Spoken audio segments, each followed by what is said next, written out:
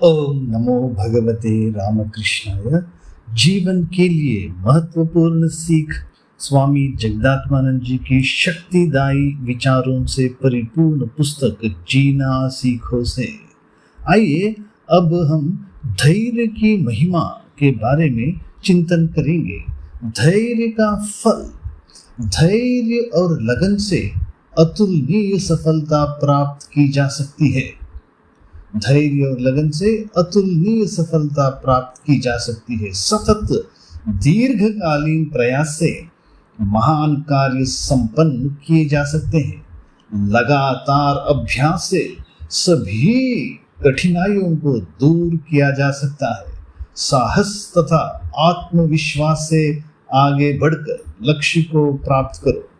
विज्ञान के क्षेत्र में सभी महान आविष्कार सतत लंबे प्रयास व लगन से ही प्राप्त हुए हैं। आयु तथा उपलब्धि के बीच कोई संबंध नहीं। कुछ को सफलता जल्दी तथा कुछ को देर से प्राप्त होती है। शारीरिक किसी भी कमी के होते हुए भी हम अपने मनपसंद क्षेत्र में धैर्यपूर्वक प्रयास से सफलता प्राप्त कर सकते हैं। स्वामी जगदात्मानंद जी की पुस्तक जीना सीखो अध्याय छिपा हुआ सत्य में धैर्य का फल विषय से हमें यही शिक्षा मिलती है। आइए अब हम धैर्य का फल पर स्वामी जगदात्मानंद जी की बातें सुनेंगे। यूनानी सुवक्ता डेमोस्थेनीज ने दिखा दिया कि वक्तृत्व की शक्ति राजा की शक्ति से भी बड़ी है। उसका जन्म ईसा पूर्व 384 में हुआ था। ज्योतिषियों ने उसे सामान्य बताया। वह हकलाता था, दुर्बल था और प्रायः बीमार पड़ता। उसके सहपाठी कभी उसकी हंसी उड़ाते तो कभी सहानुभूति दिखाते। उसके माता पिता उसे बचपन में ही अनाथ छोड़कर चल बसे। चाचा ने उसकी संपत्ति हड़प ली। डेमोस्थेनीज ने उनके विरुद्ध न्यायालय में शिकायत की, पर कोई सुनवाई नहीं हुई। उसने देखा कि एक यूनानी वक्ता ने श्रोताओं को मुग्ध कर लिया है और अत्यंत सम्माननीय बन गया है। अपने दुख तथा हताशा के बीच उसे भी महत्वपूर्ण बनने की तीव्र इच्छा हुई। डेमोस्थेनीज ने एक प्रभावशाली वक्ता बनने का संकल्प कर लिया, किंतु इसमें अनंत कठिनाइयां थी। हकलाने के कारण उसका गला बंद हो जाता। कोई लंबा वाक्य वह एक साथ बोल नहीं पाता। पर अथक अभ्यास से उसने कठिनाइयों को पार किया। एक चिकित्सक की सलाह पर वह अपनी जिह्वा पर गोलियां रखकर शब्दों का सही तथा उच्च स्वर में उच्चारण का अभ्यास करता। ऊंचे टीलों पर चढ़कर ढलानों से उतरते हुए वह लंबी सांसें लेकर बिना रुके लंबे वाक्य बोलने का अभ्यास करता।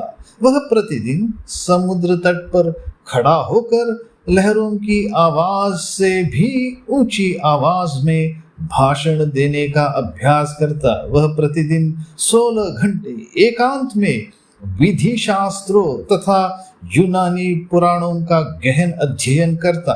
लोगों की संगति से बचने हेतु उसने अपना आधा सिर मुड़ा लिया और तहखाने में जा बैठा। प्रभावशाली वक्तृत्व की कला में निपुण होने के लिए वह एक बड़े दर्पण के सामने खड़ा होकर एकाकी अभ्यास करता। 3 वर्ष बाद वह ज्ञान का भंडार लेकर बाहर आया। यूनानी राजा फिलिप ने कहा था, चाहे कोई सारा विश्व भी जीत ले, पर भाषण में वह डेमोस्थेनीज को नहीं हरा सकता। अब डेमोस्थेनीज एक शक्ति का स्वामी था। डेमोस्थेनीज का धैर्य तथा लगन अतुलनीय थे। इसके फलस्वरूप प्राप्त होने वाली उसकी सफलता भी अतुल्य थी। विदेश में पढ़ाई के दिनों में डॉक्टर अंबेडकर अध्ययन में डूबे रहते थे। उनके जीवन में यह कथन चरितार्थ हुआ था। ज्ञानातुराणाम न सुखम न निद्रा, ज्ञान की खोज करने वालों को न सुख नसीब होता है न नींद। उन्हें पता था कि वे शिक्षा प्राप्त करने के लिए ही अपने घर से हजारों मील दूर आए हुए हैं। उन्होंने सोचा कि सुख के प्रलोभनों में समय नष्ट करने का अर्थ अपने कर्तव्य तथा देश की अवहेलना है। अतः वे सिनेमा तथा व्यर्थ ही नगर की सड़कों पर घूमने में समय नहीं गंवाते। उन्हें पढ़ने का बड़ा लोभ था। पुस्तकें देखते ही उनकी मानसिक तथा शारीरिक थकावट दूर हो जाती थी। वे विशेष योग्यता प्राप्त करने लंदन गए थे। वे घंटों पुस्तकालय में बैठे रहते, उसके बंद होने तक अध्ययन में डूबे रहते। वे बड़े अल्पाहारी थे। वे अपना सारा समय ज्ञानार्जन में लगाया करते थे। उनकी ज्ञान क्षुधा बड़ी प्रबल थी। डॉक्टर जॉनसन का कहना है कि शक्ति के सहसा उपयोग से नहीं बल्कि सतत दीर्घकालीन प्रयास से महान कार्य संपन्न किए जाते हैं। कार्लाइल कहते हैं, कार्य को पूरा करने का दृढ़ संकल्प ही एक सबल मनुष्य की निर्बल से भिन्न पहचान बनाता है। एक लैटिन कहावत है, अविराम अभ्यास सभी कठिनाइयों को दूर भगा देता है। योग वासिष्ठ के मतानुसार इस संसार में ऐसा कुछ भी नहीं है जो उचित तथा उत्साहपूर्ण प्रयास से प्राप्त न हो सके। भारत की खोज में कोलंबस ने अपने जलपोत को अज्ञात महासागर में आगे बढ़ाते हुए कितना साहस दिखाया होगा। जब वह अपने निर्धारित लक्ष्य पर नहीं पहुंच सका तो उसके साथियों ने निराश होकर विद्रोह कर दिया और उसे समुद्र में फेंकने तक को तैयार हो गए। कठिनाइयों के इस विशाल महासागर तथा अपने लोगों के विरोध के बीच भी उसने आशा नहीं छोड़ी। अनंत साहस तथा आत्मविश्वास के साथ वह आगे बढ़ता गया और अंत में उसे विजयश्री प्राप्त हुई।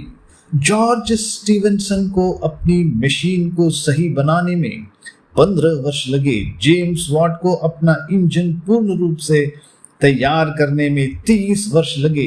रेडियम की खोज में क्यूरी दंपति को वर्षों तक अलक्तर्य का मिश्रण पिघलाते रहना पड़ा।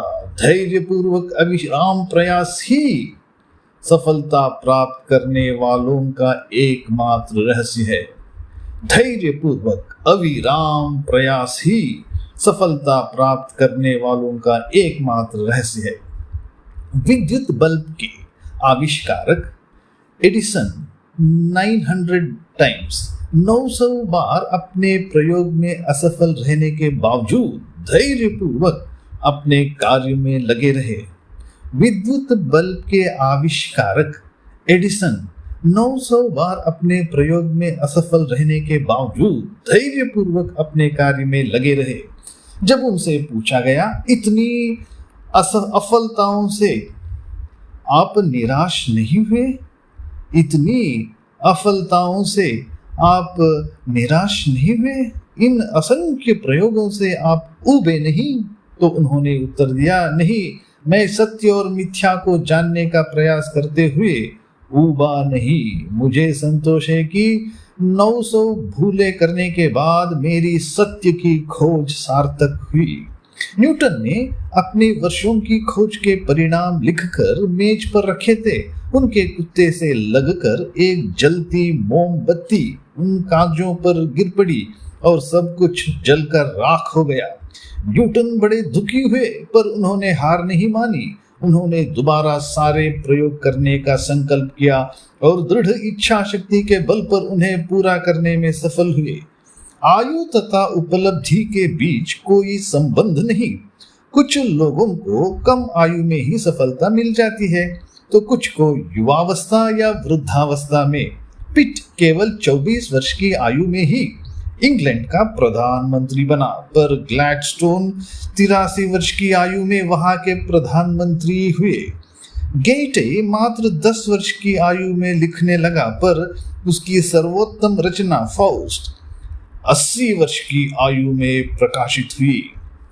कोलरिज ने अपनी प्रसिद्ध कविता एंशिएंट मरीनर प्राचीन पोत चालक 20 वर्ष की आयु में लिखी। लियोनार्डो दा विंची ने 77 वर्ष की आयु में लास्ट सपर अंतिम भोज नामक अपना प्रसिद्ध चित्र बनाया। केल्विन ने 18 वर्ष की आयु में ही वैज्ञानिक खोजें आरंभ की, पर वह 83 वर्ष का होकर ही कुतुबनुमा का उत्तम नमूना बना सका। पर वह 83 वर्ष का होकर ही 83 वर्ष का होकर ही कुतुबनुमा का उत्तम नमूना बना सका। सफलता के लिए क्या पूर्ण शारीरिक स्वास्थ्य अनिवार्य है? नहीं। मिल्टन अंधा था, नेपोलियन को त्वचा का रोग था, जूलियस सीजर को मिर्गी थी, बीथोवन तथा बायरन बहरे थे, महान वक्ता डेमोस्थेनेस हकलाता था। कल हम देखेंगे अथक परिश्रम का जीवन उदाहरण के बारे में। ओम शांति शांति शांति। हरि ओम तत्सत। श्री राम कृष्णार्पणमस्तु।